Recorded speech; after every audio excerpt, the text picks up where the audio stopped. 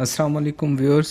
हम अब जो टॉपिक स्टार्ट करने जा रहे हैं वो मुर्गियों और चूज़ों में पैदा होने वाली बीमारियां हैं। ये हमारी वीडियो आपको जो मदद देगी, ये बीमारी को पहचानने में भी मदद देगी और ज़्यादातर आप इस बीमारियों की आने की जो वजूहात हैं उनको कंट्रोल करके ना सिर्फ इस बीमारियों से बच सकते हैं, बल्कि आपके वो पैसे जो दवाओं पे लगने हैं वो भी बचा सकते हैं, और वो पैसे जो बर्ड के मर जाने से नुकसान होता है वो भी बचा सकते हैं। तो आज का हमारा टॉपिक है सांस के निज़ाम में पैदा होने वाली बीमारियां, जिसमें CRD है, यानी मुतअद्दी खांसी है, नज़ला है, ज़ुकाम है, गले में आवाज़ का पैदा होना, सर का सूज जाना, ये वो तमाम बीमारियां। तो ये सांस की बीमारियां आपके शेड में क्यों आती हैं, इनकी वजूहात क्या हैं? तो पहले मैं इस टॉपिक पे आऊँगा कि इनकी वजूहात क्या हैं। आपके शेड में बहुत ज़्यादा गर्दो गुबार का बढ़ जाना, ये सांस की बीमारियां पैदा करने की वजह बन सकता है।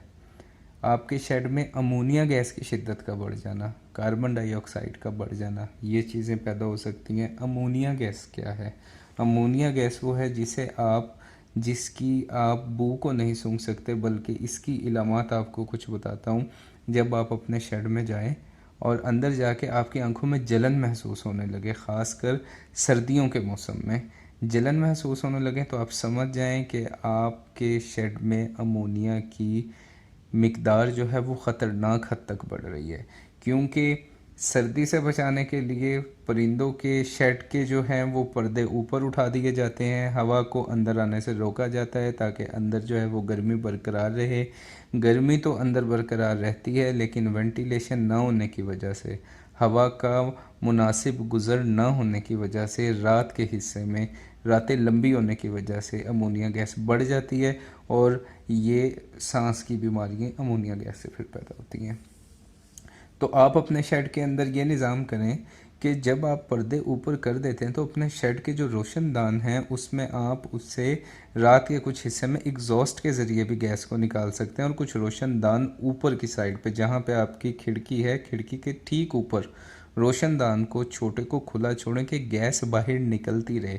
और दूसरा, अपने शेड में अगर 5,000 परिंदे की गुंजाइश है तो आप 4,000 परिंदा डालें, क्योंकि ज़्यादा शिद्दत की वजह से। तीसरी, अमोनिया गैस से बचने की वजह आप फीड में या पानी में एसिडिफायर इस्तेमाल कर सकते हैं।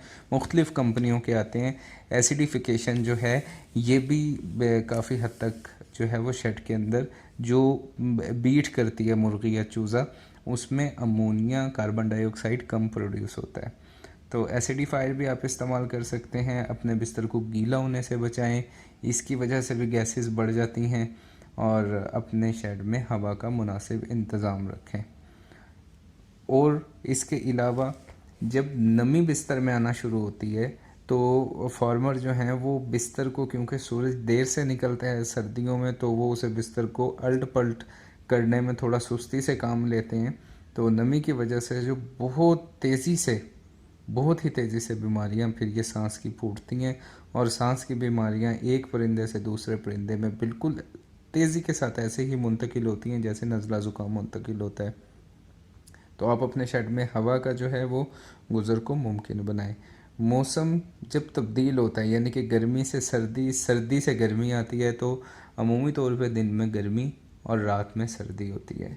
तो फार्मर दिन में जो है पर्दे बिल्कुल गिरा देते हैं और रात को पर्दे फिर एकदम से उठा देते हैं कि चूज़ा या मुर्गी एक दूसरे में जुड़े नहीं, इकट्ठे नहीं हों।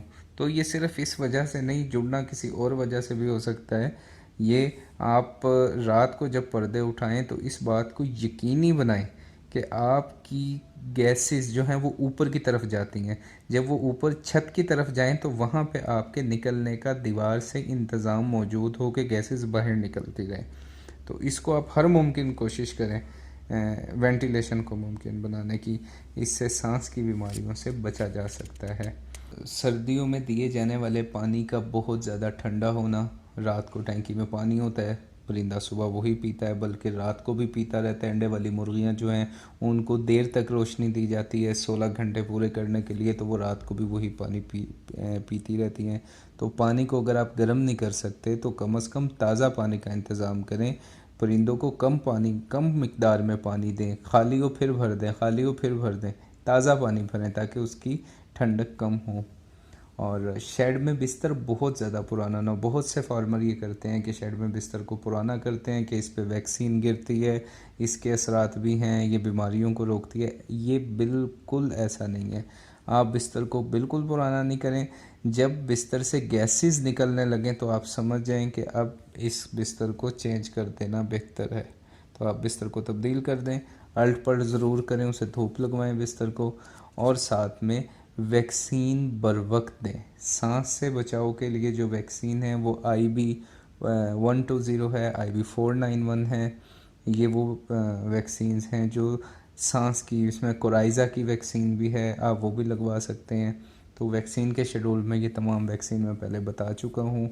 अब आपको बताते हैं कि आपने इसकी अपने परिंदों में कैसे तशख़ीस करनी है। आपको कैसे पता लगेगा कि आपके जो शेड में है वो परिंदे जो हैं वो सांस की बीमारी में मुब्तला हो रहे हैं। पहली बात तो ये कि जो फार्मर अपने शेड में कुछ वक्त नहीं गुजारते अंदर और अपने काम करने वाले लड़कों की ज़ुबानी कलामी रहते हैं, उनको पूरा साल ही हॉस्पिटल के और दवाओं के चक्कर लगाने पड़ते हैं।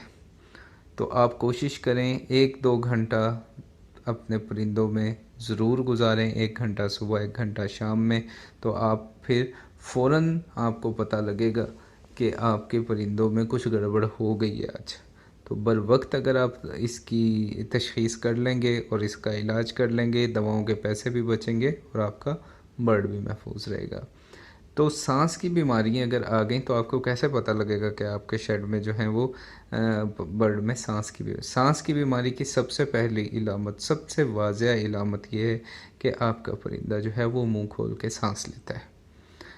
इब्तदा में थोड़ा थोड़ा मुंह खोलेगा, अगर उसकी शिद्दत बढ़ गई है तो वो फिर पूरा ज़ोर लगा के सांस लेगा। सांस के अंदर खरखराहट भी हो सकती है, खांसी नज़ला ज़ुकाम भी हो सकता है, और इसकी जब शिद्दत होगी तो ये फिर खुदा न खास्ता बड़े मुआशी नुकसान का बाइस भी बन सकता है। तो अगर तो आपको ऐसा महसूस हो रहा है कि आपके बर्ड जो हैं वो मुँह खोल के सांस ले रहे हैं या गर्दन को बार बार झटक रहे हैं, तो आप फौरी तौर पे ऐसे परिंदों को अपने दूसरे फ्लॉक से अलग कर दें और उनको इब्तदाई दवाई शुरू करवाएं और वेटनरी डॉक्टर से कंसल्ट करें। तो मैं आपको भी इसका इब्तदाई इलाज बताता हूँ, रिस्पायरेटरी ट्रैक इन्फेक्शन का। रिस्पायरेटरी ट्रैक इन्फेक्शन यानी कि उसमें आपकी जो बीमारी आती हैं CRD, CCRD, IB, ये आपकी रिस्पायरेटरी ट्रैक इन्फेक्शन है।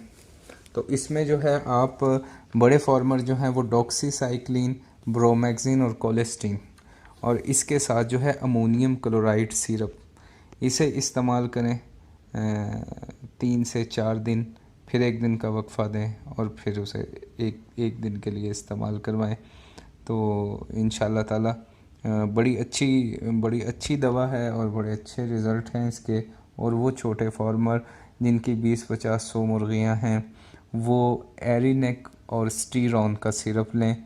ये इंसानी मेडिकल स्टोर से आपको मिल जाएगा, आप इसे इस्तेमाल करा सकते हैं। 5 मिलीलीटर सिरप जो है 5 ml फ़ी 20 से 25 किलो जिस्मानी वज़न के हिसाब से इस्तेमाल करें। यानी कि अगर आपकी 25 मुर्गियाँ हैं तो 25 मुर्गियों को आप 5 ml सिरप इतने पानी में मिला के दें जो 3 से 4 घंटे में वो पी जाएं। इसी तरह 5 ml स्टीरॉन का सिरप आप उसमें डालें और फिर उसको दोपहर के टाइम फिर दोबारा से डाल दें और शाम के टाइम फिर दोबारा से डाल दें। यानी कि 5-5 ml दोनों सिरप सुबह, दोपहर और शाम। हमारे फार्मर भाई एक और काम ये करते हैं कि दवाओं को पूरे का पूरा यानी कि 24 घंटे इस्तेमाल होने वाला जो पानी है उसमें दवाओं को डालते हैं। इससे दवा की मिकदार भी बढ़ जाती है और इससे आपका बर्ड को एंटीबायोटिक बहुत ज़्यादा मिकदार में पीनी पड़ती है। कोशिश करें आप कि जैसा दवा को आप इसे इस्तेमाल करने जा रहे हैं तो सुबह शाम अगर आपका परिंदा 2 ड्रम पानी पी रहा है और 2 ड्रम का मतलब 400 लीटर 24 घंटे में पानी पी रहा है। तो 400 लीटर में 100 लीटर पानी में आप सुबह दवा पिलाएं उसे, और 100 लीटर पानी में शाम को दवा पिलाएं।